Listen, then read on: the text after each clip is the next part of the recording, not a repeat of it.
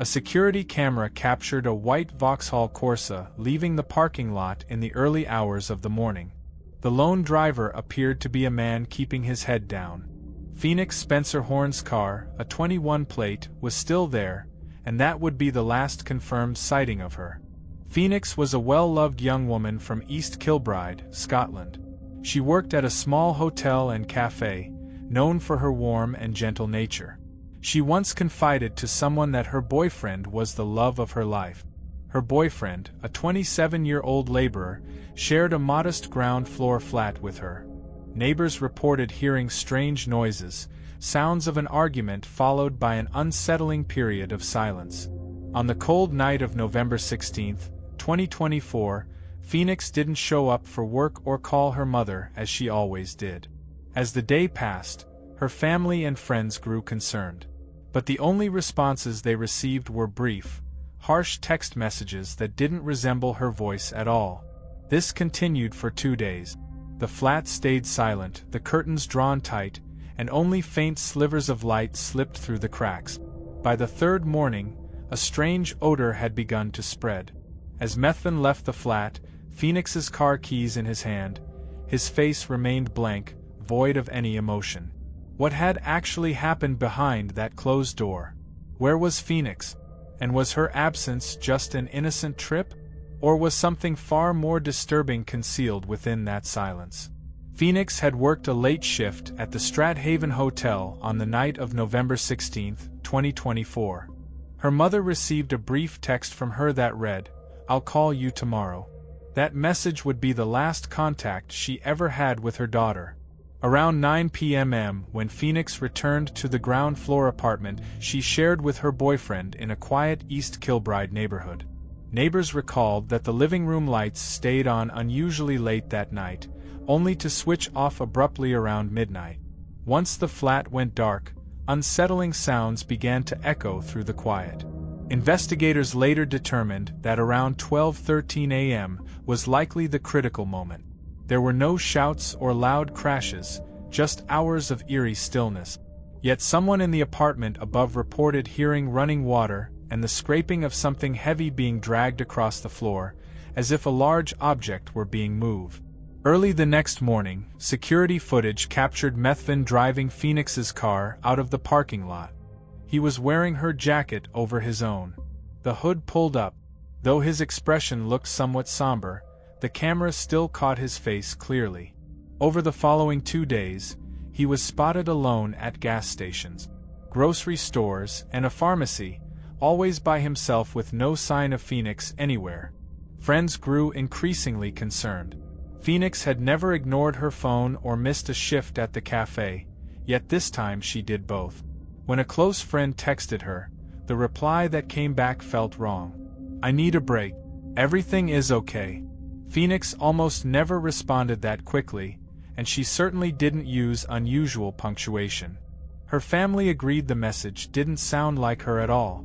By the afternoon of November 18th, a strange odor had begun drifting through the apartment hallway. A worried neighbor knocked on the door, but it was locked from the inside. Tension spread through the building when an ambulance drove past without stopping. Around the same time, a woman in the neighboring building spotted Methvin from her balcony. He sat motionless, staring blankly into the distance while clutching a nearly empty bottle of wine. Everyone in the neighborhood felt on edge, unsure of what was happening. When officers first arrived for a welfare check, they had to force the door open, believing someone inside might be ill.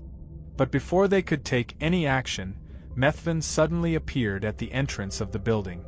He didn't speak a word, he simply stared at them. One of the young officers later described the encounter as unsettling. It was as if Methvin had just returned from a place no one should ever go. What had unfolded inside those four walls? And in a disturbing twist, it wasn't the victim's mother or a neighbor who contacted the authorities. Methvin himself was the first to call the police. He had spent nearly 2 days inside an apartment filled with the smell of death. On the morning of November 18, 2024, he finally stepped outside and called 911. His voice on the recording was flat and emotionless, nothing like someone who had just committed a crime or stumbled upon a tragedy. The operator later admitted that his tone sent a chill through her. When officers arrived, Methvin was already standing at the building's front door. He didn't try to flee or resist, but he showed no emotion either.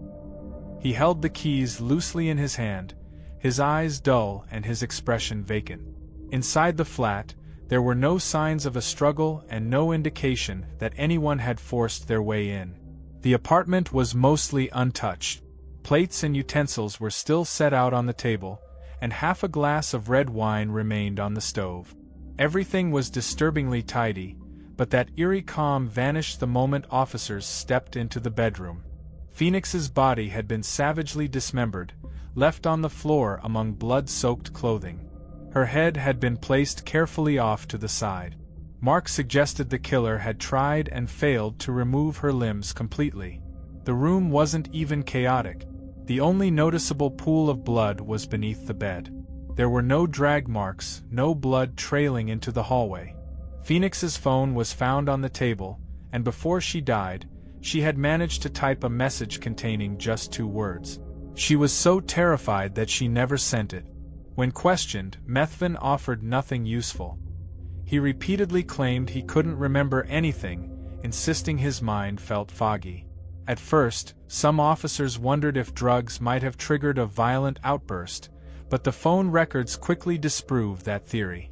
Data recovered from Phoenix's phone revealed a series of messages sent to her mother after Phoenix was already dead. The texts were fragmented, oddly spaced, and completely emotionless.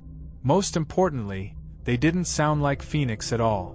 Her family immediately recognized that the tone and style were nothing like her usual writing. One by one, the troubling details began to align. Unsent messages, unsettling replies, and a crime scene that was disturbingly pristine. Slowly, the entire picture started to unravel. The unhinged killer persona Methvin tried to create wasn't accidental. It was deliberate, a plan built on preparation. Cleanup, emotional manipulation, and precise timing. No one could have predicted that the seemingly harmless text messages would become the first clues revealing the true nature of the man she once called her soulmate. At first glance, the scene appeared unusually calm. There were no signs of forced entry, no shattered glass, no overturned furniture. Phoenix's bedroom was spotless, almost unnaturally so, but it was that very cleanliness that exposed the truth. Forensic experts quickly realized this wasn't the aftermath of a struggle. It was an apartment scrubbed so meticulously that nearly every trace of the crime had been wiped away. The area under the bed was the only spot initially overlooked. There, investigators discovered a long, broken trail of blood hidden beneath a thin layer of dust. It appeared as though someone had attempted to drag a heavy object in the same direction Phoenix's body was eventually found, suggesting she had been moved after death. A single disposable latex glove, not belonging to the victim, was found on the floor behind a cabinet. Strong soap used less than 6 hours earlier was still detectable in the bathroom. The horrifying truth gradually emerged once Phoenix's body was sent for autopsy. She had died around 12:30 a.m., 6 hours after Methvin had made his vague, misleading report. On November 17th, it was determined that Phoenix's neck had been strangled with such force that she had little chance to resist.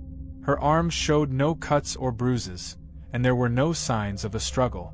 It appeared she may have been struck from behind or was unconscious during the attack. Clutched in her hand was a small strand of black hair that did not belong to her. Forensic scientists also discovered human tissue under her toenails, which matched Methvin's DNA. These clues, the hidden gloves, the partial trail of blood, and the precise, clean manner in which she was strangled didn't suggest a spontaneous act. Instead, they pointed to a calculated, methodical killer, someone who had planned the crime and cleaned the scene with practiced precision. Yet there remained one small detail the forensic team could not immediately explain. The victim's left wrist bore a faint scratch, a small detail that didn't immediately make sense but would later gain clarity as more evidence emerged. From the beginning, the police knew that Methvin was the last person to have contact with Phoenix. He not only lived with her, but was also the one to call the authorities, a gesture that seemed responsible yet unnervingly composed. Investigators understood that a confession doesn't always reveal the full truth. They had encountered that before. It was the suspicious sequence of events that raised deeper doubts. In this case, Methvin claimed they had argued that Phoenix had threatened to leave for good, and that he had lost control. Yet whenever anyone pressed him for the time of the incident, he consistently dodged the question. At times, Methvin claimed the events happened late at night. At other times, he said early in the morning. An agent noticed his evasive behavior, avoiding eye contact, licking his lips, and quickly changing the subject, all done unconsciously. Rather than confront him directly, the police opted for psychological tactics, presenting him with evidence instead of asking pointed questions, such as CCTV footage showing Phoenix's car leaving the parking lot in the early morning hours. Methvin stumbled when asked, "Do you remember who was driving the car?" He replied, "I think it was me, but I don't remember where I went." His answer raised red flags, especially since he had been texting Phoenix's mother to offer comfort at the time. A critical piece of evidence soon surfaced. Methvin had claimed he called the police the following morning upon discovering the body, yet officers found a photo of Phoenix's body on his phone taken at 2 a.m. stored in a hidden folder.